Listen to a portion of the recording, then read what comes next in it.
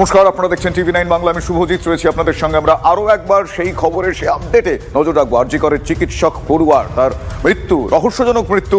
তার ময়না তদন্তে যে প্রাথমিক রিপোর্ট পাওয়া গিয়েছে তাতে খুনের ইঙ্গিত, শুধু খুন নয়, সেক্ষেত্রে ইঙ্গিত রয়েছে শ্বাসরোধ করে খুন করা হয়।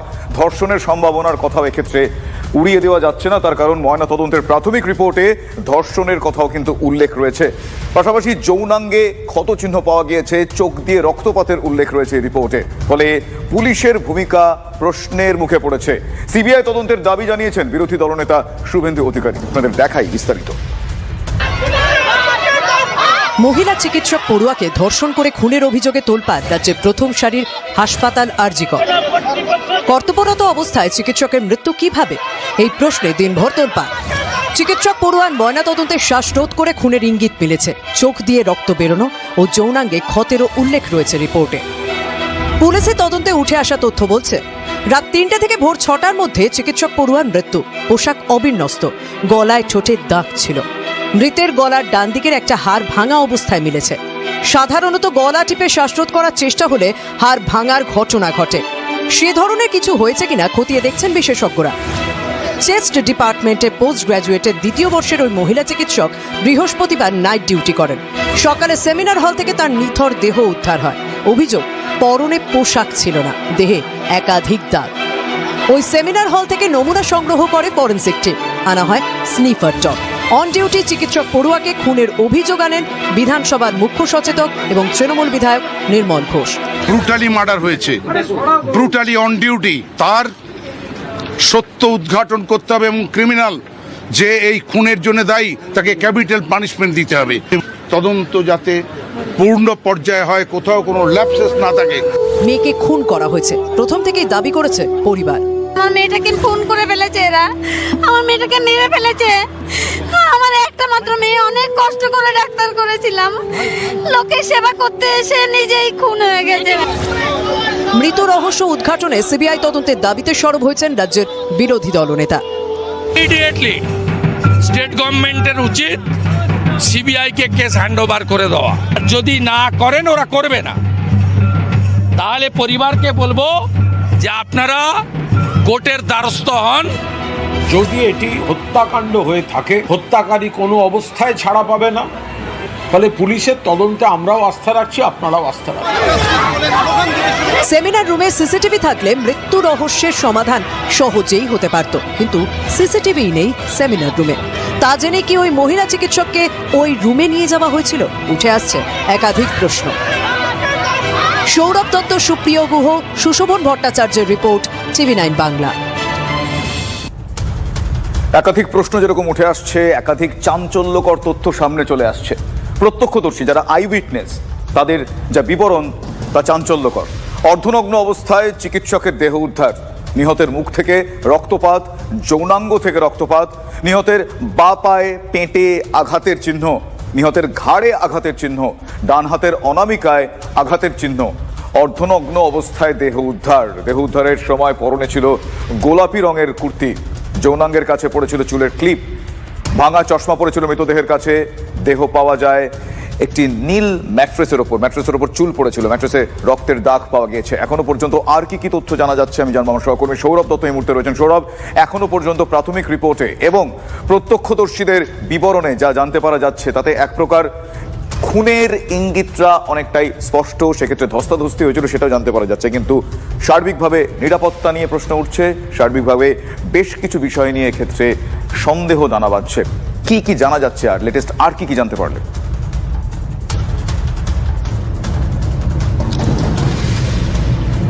শুভজিৎ, দেখো, এক রাশ প্রশ্ন তুলে এখন যে ছবি আমরা আমাদের দর্শকদের দেখাচ্ছি, যে পুলিশের এক বিরাট কনভয় প্রায় 12-14টি গাড়ি সামনের দিকে ছুটছে, আর একেবারেই সামনে রয়েছে নিহত এই চিকিৎসক, আরজি করের নিহত এই চিকিৎসক ছাত্রীর নিথর দেহ।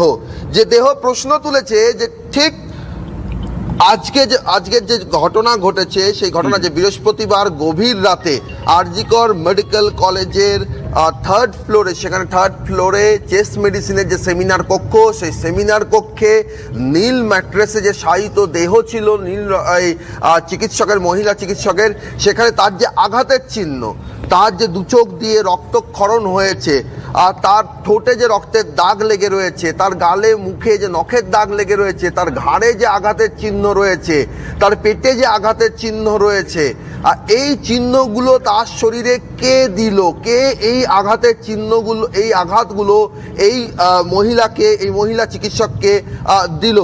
যে প্রশ্নটা উঠছে যে নীল ম্যাট্রেসের ওপরে চারিদিকে চুল, অবিন্যস্ত প্রচুর পরিমাণে চুল ছিল, যা ধস্তাধস্তির প্রমাণ বলে মনে করা হচ্ছে। সেখানে নীল ম্যাট্রেসে রক্তের দাগ রয়েছে, ছড়িয়ে ছিটিয়ে রক্তের দাগ রয়েছে। আর এছাড়া তার যে জনিদার, সেই জনিদারের থেকে রক্তক্ষরণের চিহ্ন রয়েছে। তার পরনের যে জিন্স এবং তার বাঁ পায়ে আঘাতের চিহ্ন রয়েছে, তার বাঁ গোড়ালিতে আঘাতের চিহ্ন রয়েছে, তার শরীরে ডান দিকের অংশে ক্ষত চিহ্ন রয়েছে।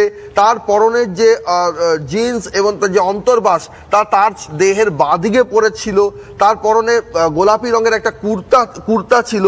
ফলে সুরত হালের রিপোর্ট সহ ময়নাতদন্তের প্রাথমিক রিপোর্ট, যেখানে শ্বাসরোধ করে খুন করা হয়েছে বলে প্রাথমিকভাবে ইঙ্গিত মিলেছে, সব মিলিয়ে এই যে আঘাতের চিহ্নগুলো, এই যে ছবিগুলো তুলে ধরা হয়েছে, যেখানে তদন্তকারীদের চোখে যে বিষয়গুলো উঠে এসছে, সেই বিষয়গুলো প্রশ্ন তুলছে যে কিভাবে শহরের বুকে, কলকাতা শহরের বুকে আরজিকর মেডিকেল কলেজে সেখানে এই ঘটনা ঘটলো, যে আরজিকর মেডিকেল কলেজের একতলায় আরজিকরের পুলিশ ফাঁড়ি রয়েছে, এবং সর্বোপরি এতগুলো আঘাতের চিহ্ন এতক্ষণ ধরে যেগুলো আমরা বলছিলাম, যেগুলো রিপোর্টে রয়েছে, সেই আঘাতের চিহ্নগুলো থাকার পরও কিভাবে কর্তৃপক্ষ, আরজিকর মেডিকেল কলেজ কর্তৃপক্ষ বাবা মাকে জানালেন যে তার মেয়ে আত্মহত্যা করেছে প্রাথমিকভাবে, কেন তারা এই সিদ্ধান্তে উপনীত হলেন? একটা সার্কামস্ট্যান্সিয়াল এভিডেন্স বলে একটা কথা রয়েছে, পারিপার্শ্বিক তথ্য প্রমাণ বলে একটা কথা রয়েছে। তাহলে সেই তথ্য প্রমাণ দেখেও কেন কর্তৃপক্ষ সঙ্গে সঙ্গে তৎপর হলেন না? কেন তাহলে গোড়ার দিক থেকে তারা ধামাচাপা দেওয়ার পথে হাঁটলেন? কেন ছাত্রছাত্রীকে আন্দোলনের পথে হেঁটে জুডিশিয়াল ম্যাজিস্ট্রেটের উপস্থিতিতে পোস্টমর্টম মেডিকেল এখন একদম সেই প্রশ্নগুলো অবশ্যই উঠছে সৌরভ, সেই প্রশ্নগুলো উঠছে যে কেন তারা প্রাথমিকভাবে ধামাচাপা দেওয়ার চেষ্টা করলেন, কেন তারা আত্মহত্যা বলে চালিয়ে দেওয়ার চেষ্টা করলেন। পাশাপাশি আরো একটা বিষয়, এই ধরনের ঘটনা ঘটলেই কিন্তু বেশ কিছু ক্ষেত্রে যে সাধারণ মানুষ থেকে শুরু করে প্রত্যেকেই জানতে চান যে এখন যে কোনো জায়গাতেই ক্লোজ সার্কিট ক্যামেরার সার্ভিলেন্স থাকে, এক্ষেত্রে সেই বিষয়টাও একবার পরিষ্কার করে জানিয়ে দিতে বলবো তোমার Sourav. Arjikar Medical College, Kolkata, are deeply shocked and outraged by the horrific incident that occurred at our institution. One of our colleagues from the chest medicine department was suspected to be brutally raped and murdered while on call with no proper on-call room or security in place. This tragedy is grave reminder of the dangers that healthcare professionals, particularly we the women, face in our hospitals. This is unacceptable that those who dedicate themselves to saving lives are left vulnerable due to inadequate safety measures. We urgently appeal the medical colleges and hospitals across India to stand with us in demanding immediate action. We demand the immediate identification of the culprit and swift, strict action to ensure justice is served without delay. Along with that, we also need proper on-call facilities, round-the-clock securities in the ward, and strict accountability for the protection of the healthcare workers. We must unite as a medical community to ensure that no one else has to suffer such a fate. Your support is crucial in this fight for justice and safety. It's our humble request to everyone to join RGK MCH in this movement to ensure highest level of workplace security of the whole medical fraternity. In solidarity, resident doctors of RGK Medical College and Hospital.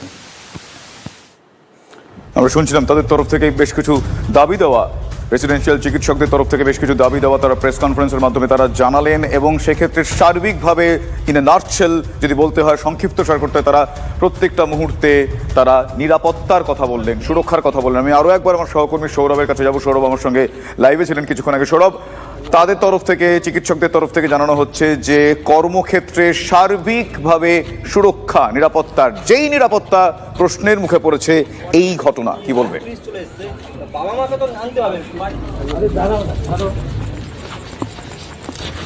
Subhajit, এই সাংবাদিক বৈঠক একটু আগে residential doctors association যে সাংবাদিক বৈঠক করলেন, তুমি যদি তার শব্দ বন্ধ খেয়াল রাখো, সেখানে পরিষ্কার তারা বলছেন রেপড অ্যান্ড মার্ডার্ড।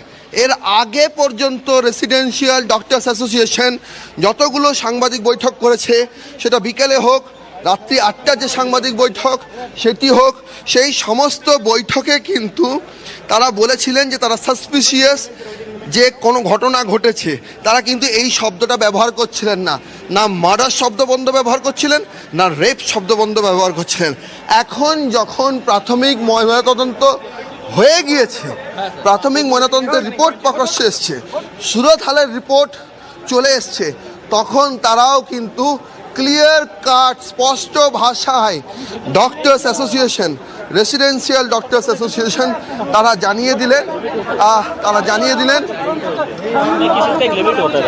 জানিয়ে দিলেন যে পুরোপুরিভাবে ধর্ষণ এবং খুনের ঘটনা, এবং ধর্ষণ এবং খুনের ঘটনার কথা সেটা কিন্তু তারাও তাদের বিবৃতির মাধ্যমে জানিয়ে দিলেন।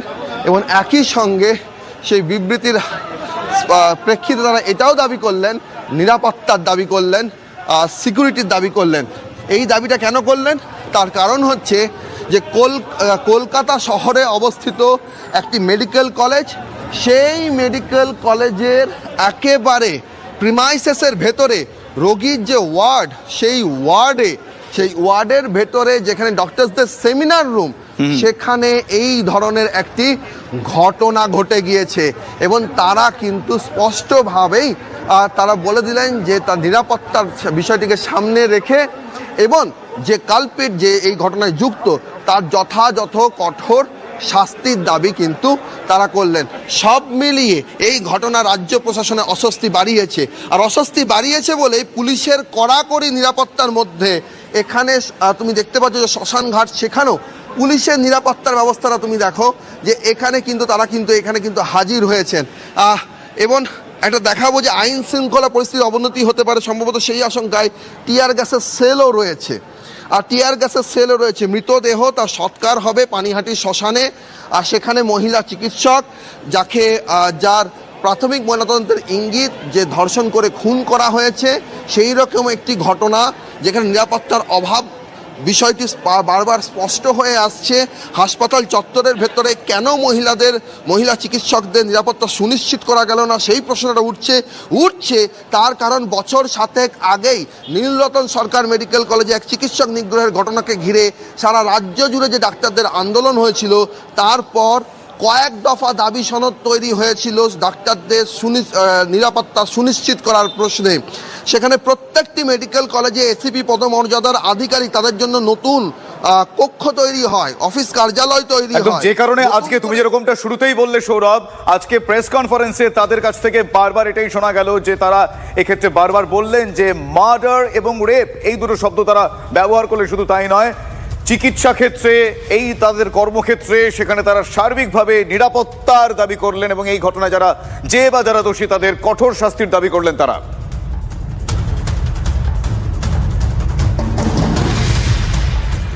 হাসপাতাল থেকে থানা দৌড়দৌড়ি মৃত ডাক্তারি পড়ুয়ার বাবা মার, মাঝপথে বাধা, হেনস্থার অভিযোগ, যার জেরে পানিহাটির বাড়ির সামনে রাস্তায় দীর্ঘক্ষণ পড়ে থাকলো নিহতর দেহ।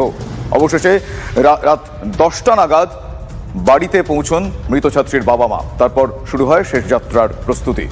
থানায় গিয়ে হেনস্থার মুখে পড়েন তারা। পুলিশ বারবার বাধা দেয় বলে অভিযোগ নিহত ডাক্তারি পড়ুয়ার বাবার। না জানিয়ে দেহ নিয়ে গিয়েছে পুলিশ। আগেই সরব হয় পরিবারের লোকজন। আপনারা এত পরে আসলেন, সেটা তখন পুলিশ খুব বাজে ব্যবহার করেছে, আমাদের গাড়িটাকে মেরে আবার গাড়িটা ঠেলে আমাদের গাড়ি পার করছে। কেন সে পুলিশ জানে, আমি কি করে জানবো বলুন। একই এই ঘটনা, তারা বিধ্বস্ত, তারা বিপর্যস্ত মানসিকভাবে, তার উপর এই ধরনের অপ্রীতিকর পরিস্থিতি। আমার সহকর্মী অনন্ত চট্টোপাধ্যায় এই মুহূর্তে আমার সঙ্গে সরাসরি রয়েছেন। অনন্তর কাছ থেকে জানতে চাইব, অনন্ত, মানসিকভাবে তারা তো বিপর্যস্ত, তারপর প্রাথমিক রিপোর্ট, তাদের সন্তানের দেহ নিয়ে এভাবে হেনস্থা হওয়া, সব মিলিয়ে তারা কি বলছেন এখন? একদম 1 ঘন্টা বিহারিস অবস্থায় এই বাড়ির সামনেই পড়েছিল মৃত চিকিৎসকের দেহ। বাবা কি অভিযোগ করছেন যে একদিকে তার মেয়ে মারা গেছে আর তার গাড়ি বাড়ির দিকে আসবে, পুলিশ তার গাড়ির ওপর চাপড় মারছে, থাবড়াচ্ছে, পুলিশের বিরুদ্ধে অভিযোগ তুলছেন বাবা, পুলিশের অসহায়তার কথা তুলছেন, পুলিশ তাদের অসহযোগিতা করছে। আর সেই পুলিশই যাতে কোনো রকমভাবে উত্তেজনা না ছড়ায় মৃতদেহ ঘিরে, তাকে সেই মৃতদেহ কর্ডন করে নিয়ে শেষ যাত্রা তার শ্মশান ঘাটে গেলেন। হয় আর কিছুক্ষণের মধ্যে তার দেহ শবদাহ হয়ে যাবে। এলাকার বাসিন্দারা কি বলছেন দাদা, আপনারা কতটা শোকার্ত, কি বলছেন এই ঘটনা? কতটা আমরা ভাষায় প্রকাশ করতে পারবো না। সন্দেহজনক কেন বলছেন? সন্দেহজনক যে রকম সিমটম দেখা যাচ্ছে সেখানে বোঝা যাচ্ছে এটা কোন। এইখানে কতক্ষণ মৃতদেহ 1 ঘন্টার ওপর পড়েছিল, কি বলবেন, কতটা অমানবিক? হ্যাঁ, এটা তো কিছু ভুল আছেই। কেন? কিভাবে এসছে এটা তো আমরা জানি না। বিহারিস পড়েছিল, বাবা মা আসেনি। হ্যাঁ, দেখেছি। কি চান আপনারা? ন্যায় বিচার চাই। কেন? একটা খুব ভালো মেয়ে এবং সম্ভাবনাময় ছাত্রী, ডাক্তারি ছাত্রী, তার এভাবে মৃত্যু আমরা মেনে নিতে পারছি না। দাদা কেন রহস্যজনক কেন বলছেন? রহস্যজনক লাগছে কারণ এত শান্ত মেয়ে, সে সুইসাইডও করতে পারে না, কিছু করতে পারে না। এটা ক্রিমিনাল কেস হয়েছে, এটা খুব কঠিন শাস্তি হওয়া দরকার। যারা চাপা দিতে দেখছেন কোথাও? হ্যাঁ হ্যাঁ, চাপা দেওয়ার চেষ্টা হচ্ছে, কিন্তু এটা চাপা দেওয়া যাবে না। কেন? কারণ আমার মনে হয় যেভাবে আপনারা সহযোগিতা করছেন এই ফ্যামিলির প্রতি, তাতে এটা চাপা দেওয়া যাবে না। দেখো, আমরাও চাই কঠোর শাস্তি হোক, এলাকার বাসিন্দারাও চাইছে দোষীদের কঠোর শাস্তি হোক। যেখানে বিধায়ক নির্মল ঘোষ মুখ্য সচেতক, তিনি সরাসরি বললেন। একদমই, কিছুক্ষণ আগে রেসিডেন্সিয়াল ডক্টরস অ্যাসোসিয়েশনের তরফ থেকে তারাও প্রেস কনফারেন্স করলেন। তারাও স্পষ্টত বলছেন যে তারাও কঠোর শাস্তির দাবি চাইছেন। শুধু তাই নয়, তাদের প্রেস কনফারেন্সে দুটো শব্দ বন্ধ এই মুহূর্তে অত্যন্ত গুরুত্বপূর্ণ। তারা বলছেন এটা মার্ডার এবং রেপ। এখনো পর্যন্ত প্রাথমিক রিপোর্টে যা পাওয়া যাচ্ছে তাতে অনুমান যে শ্বাসরোধ করে খুন করা হয়েছে। বিস্তারিত পূর্ণাঙ্গ রিপোর্টের অপেক্ষায় আমরা প্রত্যেকে, এবং এই ঘটনায় যে বা যারা দোষী তাদের শাস্তি আমরাও দাবি করছি।